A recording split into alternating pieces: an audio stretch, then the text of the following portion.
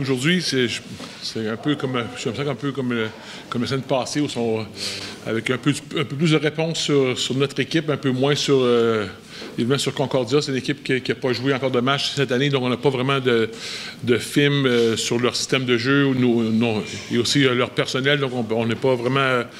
je pense que les énergies ont depuis comme la semaine passée, de vraiment travailler sur nos systèmes, nos techniques.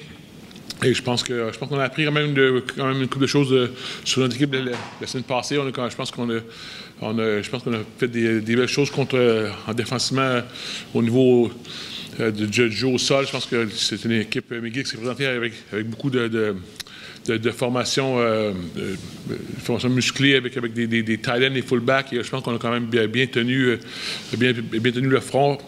Je pense qu'offensivement, on a montré des belles choses. Je pense que des fois, on peut manquer de constance. Je pense qu'au début du match, on a quand même eu du succès à bouger le ballon. Ainsi qu'au troisième quart aussi, au début du troisième quart, je pense qu'on a fait des touchés. Et je pense qu'on a besoin de plus de constance au niveau de notre intensité. Je pense qu'encore une fois, je pense qu'on a une très bonne offensive. On a une offensive expérimentée avec beaucoup de talent.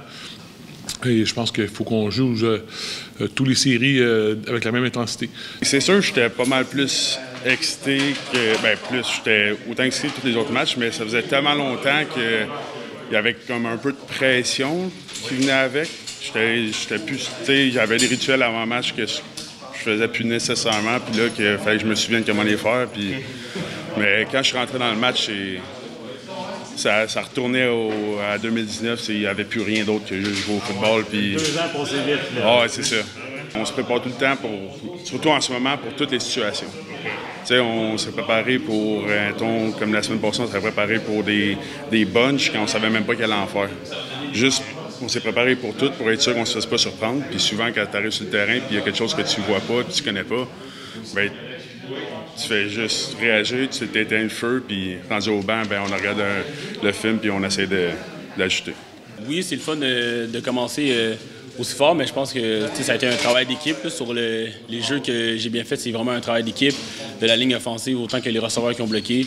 Moi, j'ai juste eu l'opportunité d'être sur le terrain à ce moment-là, mais c'est sûr que ça donne une petite confiance de pouvoir faire des gros jeux lors d'un match qui est quand même assez serré. Sur quoi vous avez travaillé cette semaine pour amener pour progresser, comme Glenn l'a dit, là, puis il faut que... Nous, en tant qu'attaque, ce qu'on peut faire, c'est juste contrôler les petits détails, exécuter vraiment mieux les jeux qu'on pratique.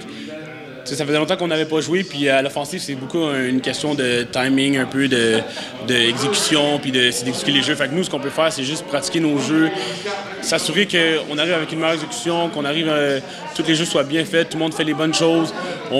On contrôle ce qu'on peut contrôler à l'attaque.